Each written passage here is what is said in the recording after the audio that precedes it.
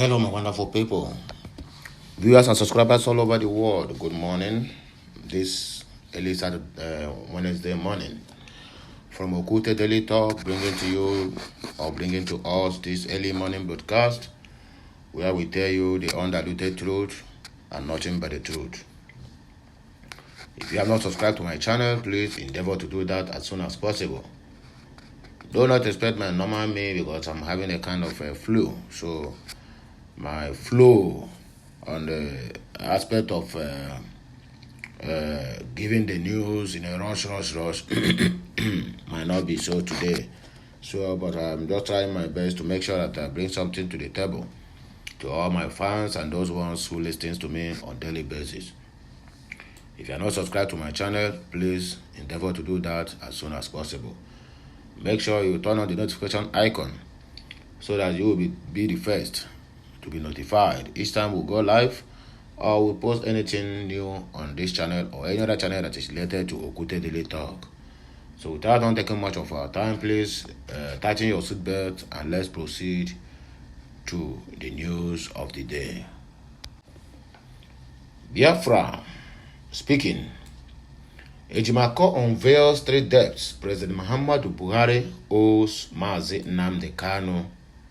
Let us look into it to find out how much and how Muhammadu Buhari have been owing our leader, the Hamadike one of Igbo land. The special counsel allowed Ejimako to the embattled leader of the indigenous people of Biafra, Mazi Nnamdi Kanu, says President Muhammadu Buhari owes the Biafra agitator 3 debts. Speaking on Tuesday via his Twitter account, the lawyer said Buhari owes the IPOB leader a confidential 2018 international decision, the United Nations UN opinion, and the Federal High Court judgment. He warned that the government is promoting lawlessness if it can't respect and implement laws in their own country. He tweeted, Buhari has 3 outstanding debts to Mazi Nnamdi Kanu and to freedom.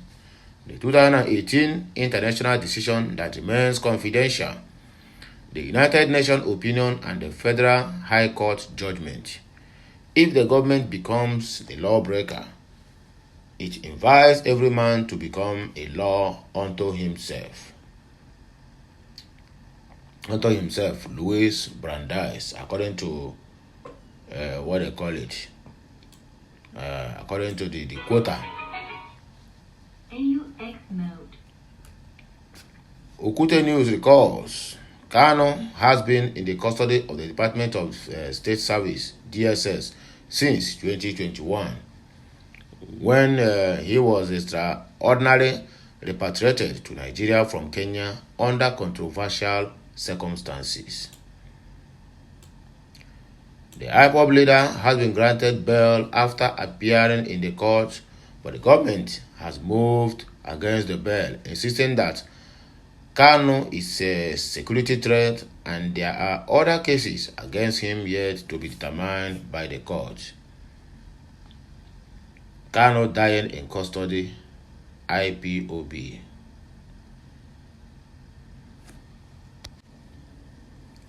The proscribed indigenous people of Biafra, IPOB, has accused the Department of the State Service, DSS, of systematically killing its leader, Mazi Nnamdi Kanu, in their detention.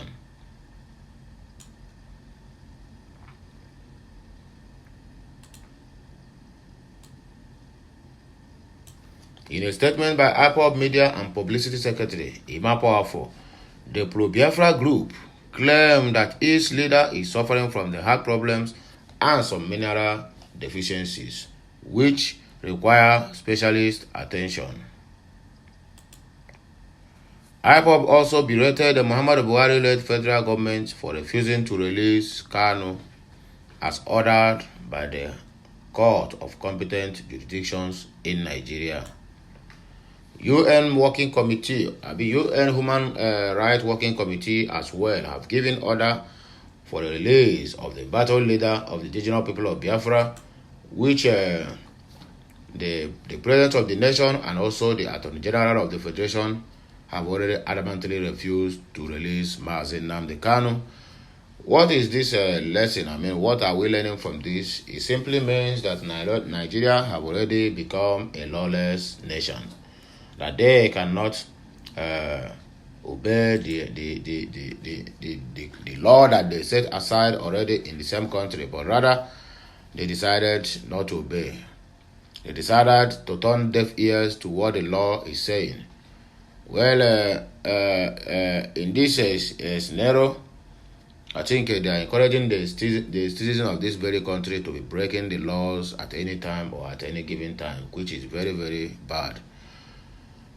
Well, let's see how this thing will end. But for me, I believe there's more to this detaining of Mazi Nnamdi Kanu. Whether they want to keep him until 2023 before his release, I, Okute Deletor, cannot say. The only thing is we focused and we keep on praying for him so that nothing will happen to him before the day that they will decide to let him go. According to the outlawed group, the federal government has prevented the pro-Biafra activist from accessing his personal physicians. IPOB said the DSS is instead patronizing roadside pharmacies for his drug, which we see as a systematic and gradual diminution and killing of his life and final elimination method, according to Aloy Ejimako. Reps probes illegal 48 million barrels oil sales. The House of Representatives has resolved to constitute an ad hoc committee to investigate a whistleblower's allegations of illegal sale of 48 million barrels of oil's Bonny Light crude oil in China in the year 2015 and the insurance status of the cargo. The committee is also to investigate all crude oil exports and sales by Nigeria from 2014 to date with regards to the quantity, insurance, revenue generated, remittance into the Federation account or other accounts, as well as utilization of the revenue for the period under review. In addition, the panel will investigate all proceeds recovered through the whistleblowers policy of the regime led by the President, Major General Muhammadu Buhari, retired, and the level of the compliance by the policy. The committee is to report back within 4 weeks for further for further legislative actions. This resolution followed the unanimous adoption of a motion moved by a member of the House, Ibrahim Isiaka, titled Alleged Loss of Over $2.4 billion in revenue from illegal sale of 48 million barrels of crude oil export in 2015, including crude oil export from 2014 till date. How are you going to investigate this? That is the question we need to ask ourselves. How are you going to investigate this? People that are involved will be going from house to house now, doing underground campaign, doing underground settlement, doing their underground work. And at the end of the day, the people who will set this committee will come out and tell you that they have investigated and found nothing. That is the problem we are having in Nigeria, because everyone is corrupted. And no any single person that come out and tell you now, oh, I am exempted from whatever that is happening in Nigeria economy. Everyone from beginning to the end. Just like what Peter Obi said the other day. He said all the wicked politicians and looters, all of them are domiciled. They are domiciled in the APC, and that is the simple truth. Coupled with the PDP, that APC is PDP and PDP is APC. So let us not mistake some words here. Yes, APC is PDP and PDP is APC. You can as well attest to this by their gaps in their rally or presidential campaign. The APC man, the presidential candidate of APC, Bola Tinubu, have already made his own. They have already created another party for us coming next year, 2023, PDAPC. Then the same, what do they call him? the same presidential candidate of the People Democratic Party, Aliu Abiwaziri Adamawa, have already made his own gaps also. PDP. Then we are not to recover from that. We are still lingering and trying to find out what is all this and how do we arrive at this PDAPC and the APPDP. The wife of Atiku also came out the other day and the short finished everything. Yeah, with his jargon English. I thought that woman is even Patience self even better past that one. Patience, good luck. That is giving us something that to go home with. Go and get your PVC coming at 2023. Go to your PVC and vote for APC. Well, I know they finish. And somebody tell me that it's a slip of tongue. What kind of slip of tongue? People keep on defending something that is not defendable. Slip of tongue that you forget entirely. Not even at least APPDP will understand that it's a slip of tongue. But this one completely, go and get your PVC coming 2023 and vote APC. He still go ahead that APC have promised us many things before somebody was corrected. Somebody tap her. Then she corrects herself. And I tell me that it's a slip of tongue. What is a slip of tongue? They know all these things. She already know that her husband don't have a permanent party. He keep on jumping. If he don't win this election now, watch him in the next 4 years now. Maybe he will jump from PDP now to APC. As he's jumping with the other people. But the problem there, why his wife is confused, he never jump with his wife. Because his wife belongs to the other room. I laugh in Spanish. Please, let's proceed with this whistleblower of 18. Isiaka said the House is aware of the allegations by a whistleblower in July of 2020 that he, the whistleblower, had in July of 2015 in response to the current administration's whistleblower policy brought to the attention of the committee purportedly set up by the president for the recovery of missing crude oil exports. The existence of the 48 million barrels of oil's Bonnet crude oil is a storage at several ports in China, ostensibly under the authorization of the Nigerian National Petroleum Corporation (NNPC) and the intention of the parties in China and the NNPC to sell this cargo.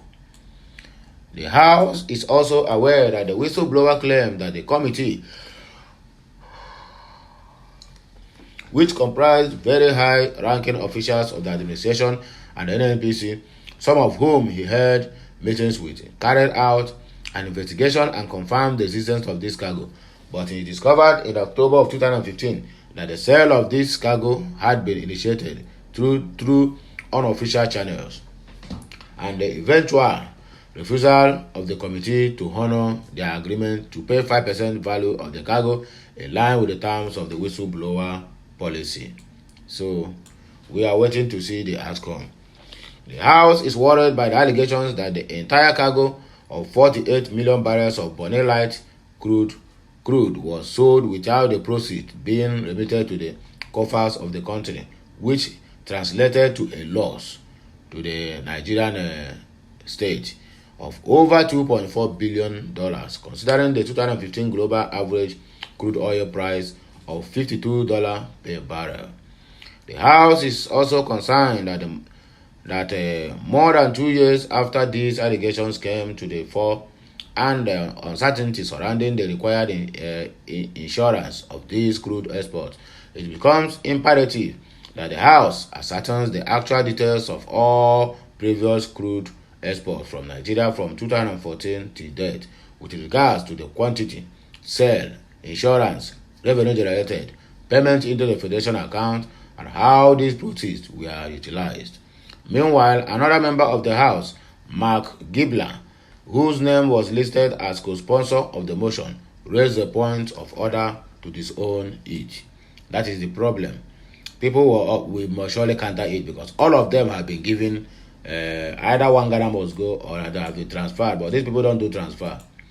They carry it on Ghana must go because they don't want to be implicated. I transfer to you, you transfer to me, because bank will have every evidence to nail them down. So they carry everything right from the House of Reps in a Ghana must go. That is why Each time they are leaving that place, if you stop them on the way, you have become a millionaire.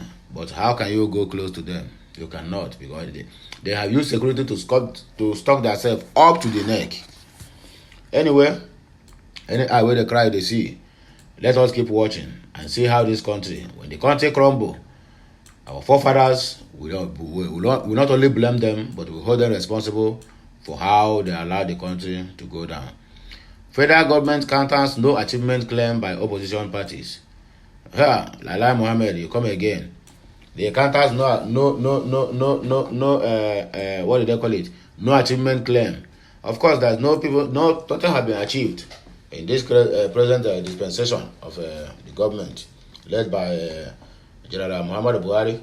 The Minister of Information, Lai Mohammed, has debunked claims by opposition parties that the Buhari-led administrations had no achievements under the president of Major General Muhammad Buhari, retired, to campaign with.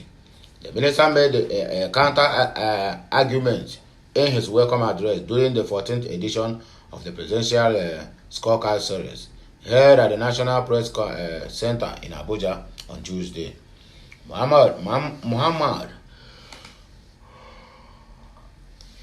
Mohammed proceeded to list some of the achievements of the administration, including the national social investment programs to feed 10 million children a day. Who is handling the project, and how far have it gone? Where are they feeding these 10 million children? Only in Federal Capital Territory, right? Then other sections of the country can go to hell, Abi? No, it's all right. We are moving forward. The now functioning Abuja, Kaduna, Lagos, Ibadan, and Itakpe Warri modern rail systems, the recent opening of the second Niger Bridge, several other achievements of the administration under Buhari.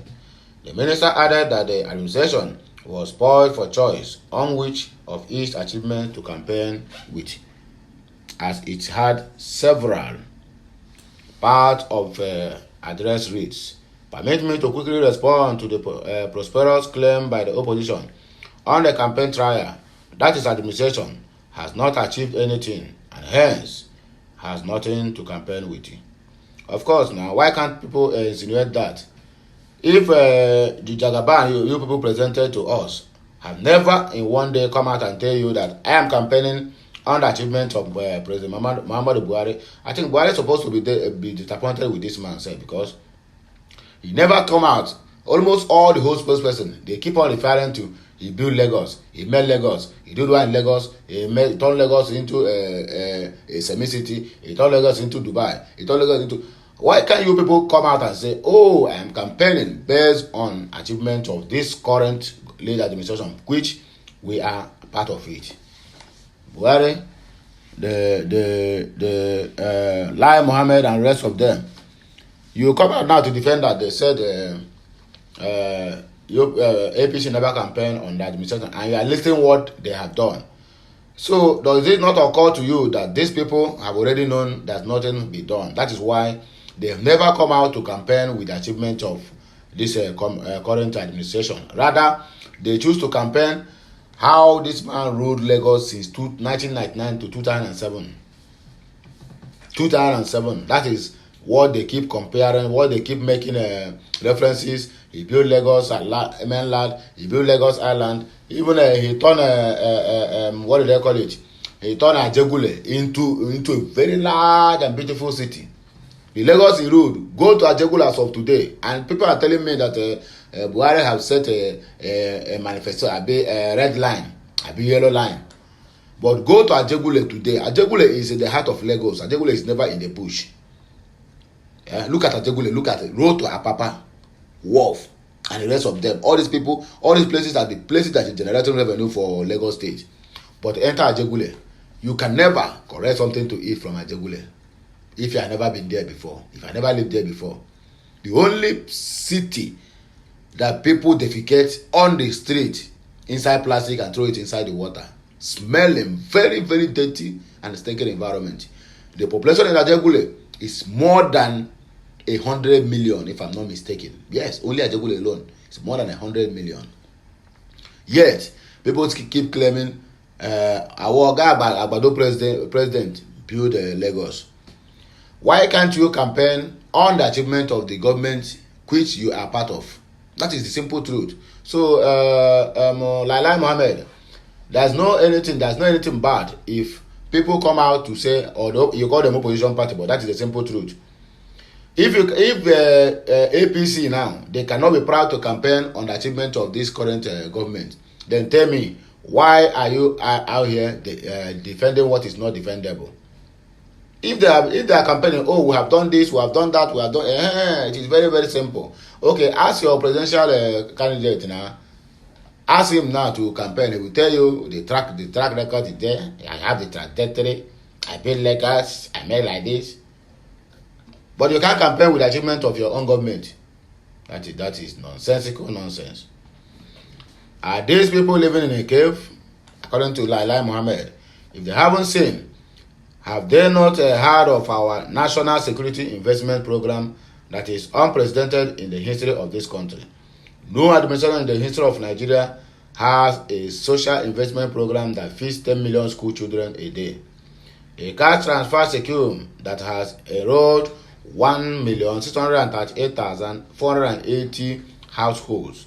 Households, not individuals, is a scheme that empowers and pays stipends to unemployed graduates, and an enterprises empowerment program that provides easily accessible micro loans to those at the bottom of the pyramid who engage in the commercial activities but face significant challenges with access to finance and credit.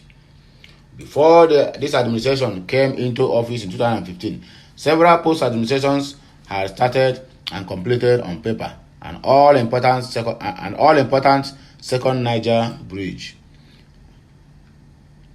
Only last week, this bridge became a reality when it was opened to motorists in the opposition, pretending not to have heard of the Ajokuta Kaduna to Kano, AKK, 614 kilometers long gas pipeline project that will ferry gas from southern to northern Nigeria. So this is an achievement, okay, and which represents phase 1 of the 1,300 kilometer long Trans-Nigeria gas pipeline project.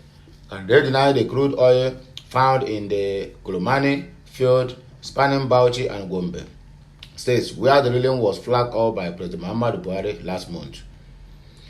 Can the opposition deny that we have put in place the integrated national security and the waterways protective infrastructure, otherwise known as Deep Blue Asset, that has seen a drastic decline in piracy attacks? Can an administration with at least one road construction in every state of the federation and the one that has completed housing projects in 35 states be labeled as non-performing? Yes, so they will, because this is not the promise when people are coming into office. Let's continue. What about the liberation of Nigeria's territory from insurgents and the equipping of our security forces? The same security forces that were left stranded when money meant to equip them were looted silly by rampaging officials, some of whom admitted to spending 2.2 billion naira to pray against Boko Haram, who gave Nigeria the Petroleum Industry Act, the most ambitious attempt at overhauling the petroleum sector in Nigeria. Please, don't get me started, otherwise we won't leave here today. As I have said on more than one occasion, we are spoiled for choice regarding the achievements we will pick upon campaign. This is a fact, as you have heard from all the 13 ministers who have presented their scorecards here so far. The confused opposition should look for another campaign line instead of the ludicrous claim that we have nothing to campaign with. That will not wash. You don't blame them. Blame your own presidential campaign council and also your presidential candidate. Yes, because they never campaign with the achievement of Buhari. Each time they come to media house, if you ask them, what can you campaign with? Now, just to say your principal, that is Bola Ahmed Tinubu, they will refer you to 1999 to 2007, that Lagos was the dirtiest place, like this, Kineko, and making some kind of claims that never existed, simply because they think everybody is daft and damumu, that nobody knows Lagos even before Bola Ahmed Tinubu came to office. The recent scorecard event is the 14th in the series, having previously held 13 editions that had presentations from the Ministers of Works and Housing, Transportation, Aviation, Interior, Agriculture and Rural Development, Finance, Budget and National Planning, and the Minister of Water Resources, among others, according to Lai Mohammed. 2023 shall be year of peace, UN Chief speaks. The United Nations Secretary General Antonio Guterres on Monday pledged to make 2023 a year for peace and a year for action, highlighting the need for practical solutions to a raft of pressing problems facing all regions of the world. Guterres, who made the pledge at the end of the year press conference at UN headquarters, said, "We owe it to people to find solutions, to fight back, and to act." Building on his general call to action, Guterres announced that he would convene a climate ambition summit in September of 2023 and call on every leader to step up, from governments, business, cities and regions, civil society and finance. He said it will be a no-nonsense summit, no exceptions, no compromises. There will be no room for backsliders, greenwashers, blame shifters, or repackaging of announcements of previous years.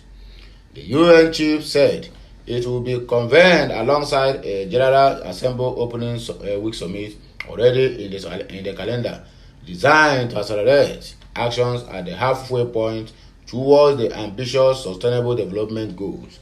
He said that although there might be plenty of reasons for despair amid the Ukraine war, the associated cost of living crisis, leaving the poorest nations on debt row, that was not an option. This is not a time to sit on the sideline. It is a time for resolve, determination, and yes, even hope. Because despite the limitations and long odds, we are working to push back against despair, to fight back against dissolutions, and to find a real solutions. No perfect solutions, not even always pretty solutions, but practical solutions that are making a meaningful difference to people's lives, according to Guterres. Solutions that put us on a pathway to a better and more peaceful future, Guterres added.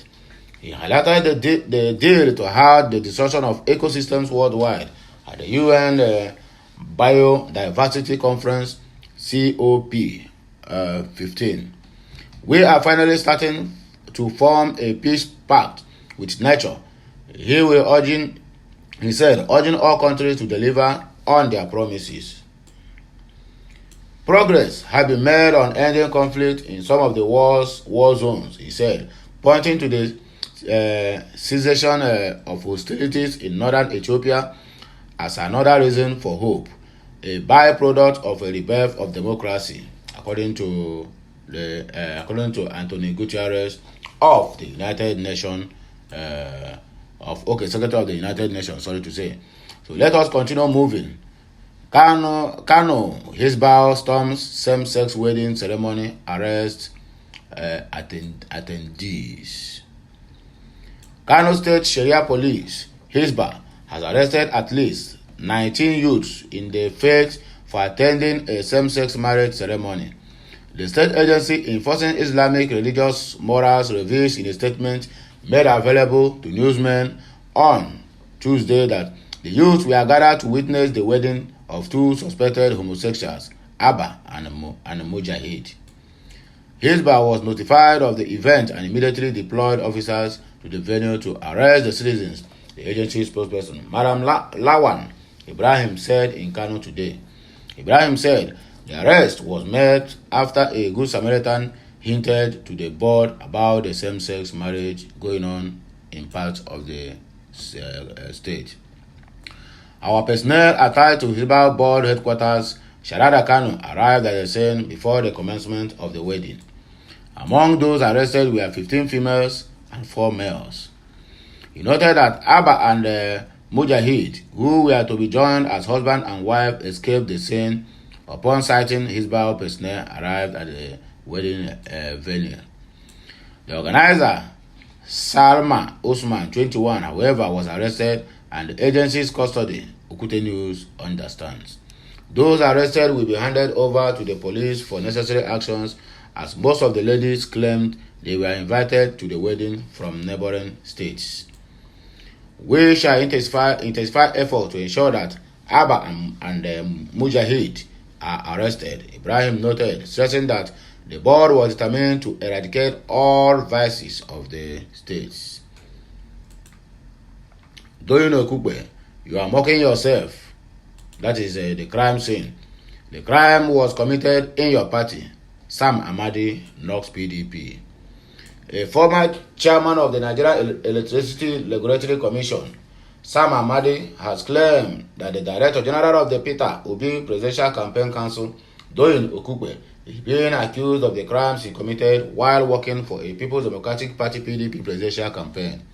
Okute News recalled that the Federal High Court sitting in Abuja had on Monday declared Okukpe guilty of receiving over 200 million naira cash from former National Security Advisor, Colonel Sambo Dasuki.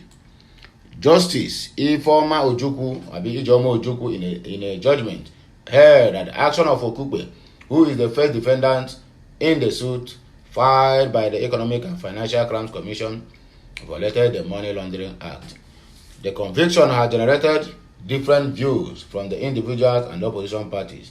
Reacting, Sam said the Labour Party campaign DG was trending on Twitter for crimes he committed while working for a presidential candidate of the main opposition party, saying the PDP members spreading the news were only mocking themselves.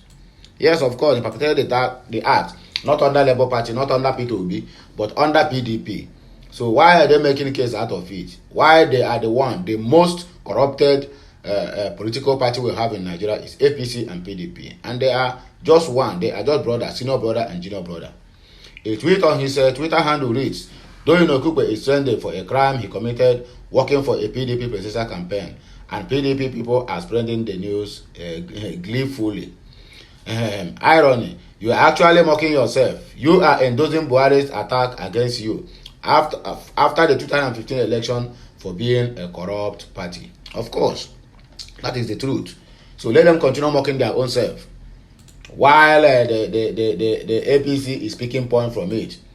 You say you are not corrupt, then this one happened under your nose.